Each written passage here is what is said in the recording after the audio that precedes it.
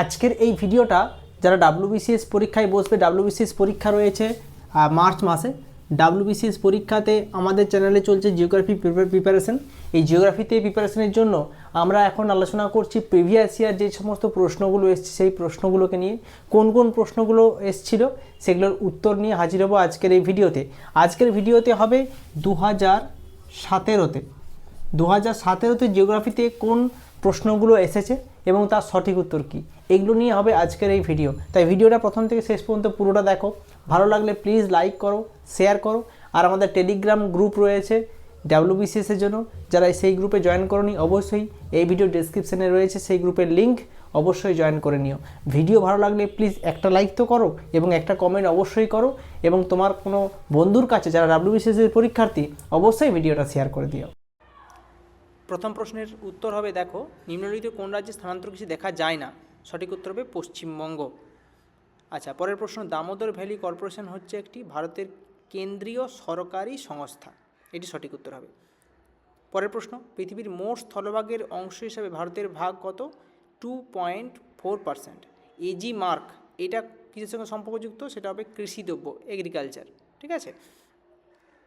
পরের প্রশ্ন, ভারতে সর্বপ্রথম খনিজ তেল আবিষ্কৃত হয়, সেটি হবে ডিগবয়। বানানটা একটু ভুল আছে, ডিগবয়, ডয়ারসি হবে। ঠিক আছে, ডয়ারসই গ ব অন্তস্থ, ডিগবয়।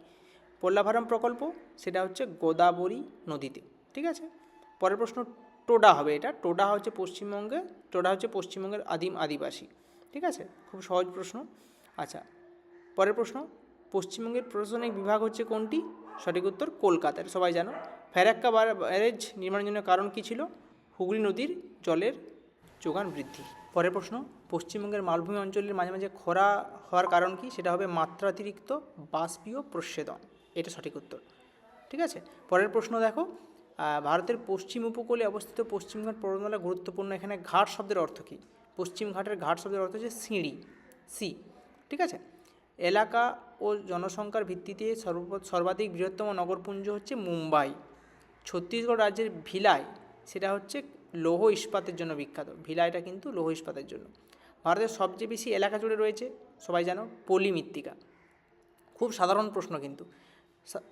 দক্ষিণ পশ্চিম গ্রীষ্মকালীন যে মৌসুমী বায়ু সেটা আসে কখন? জুন মাসের 5 থেকে 10 তারিখের মধ্যে। খুব সহজ। পরের প্রশ্ন, মুল্লাপেরিয়ার বাঁধ অসন্তোষের কারণ যাদের মধ্যে হয়েছিল সেটা হচ্ছে তামিলনাড়ু এবং কেরল। পশ্চিমবঙ্গে রাঢ় সেটা কি? রাঢ় হচ্ছে বিশেষ করে পশ্চিম মেদিনীপুরকে বলা হতে পারে। ঠিক আছে, এটা হচ্ছে পশ্চিম মেদিনীপুর, সঠিক উত্তর। বদ্বীপ অঞ্চলে কোনটি আহরণ খনন করা যায় না? সেটা হচ্ছে বদ্বীপ অঞ্চলে যাবে না, সেটা হচ্ছে প্রাকৃতিক গ্যাস। এটা খুবই সহজ। পশ্চিমবঙ্গের কোন রাজ্যে কোন জেলা মানব সম্পদ সূচকে সর্বস্তরে রয়েছে? সেটা হচ্ছে কলকাতা। ঠিক আছে, কলকাতা। আচ্ছা, পরের প্রশ্ন দেখো, নিম্নলিখিতের মধ্যে কোন বন্দরে স্বাভাবিক পোতাশ্রয় আছে? স্বাভাবিক পোতাশ্রয় কোথায় রয়েছে? বিশাখাপত্তনম। আচ্ছা, পরের প্রশ্ন দেখো, কৃষি উৎপাদনের মূল্য হিসাবে সবথেকে গুরুত্বপূর্ণ বাণিজ্য ফসল কোনটি? কার্পাস। দেখো, এই বছর পশ্চিমবঙ্গ থেকে বেশি প্রশ্ন এসেছে।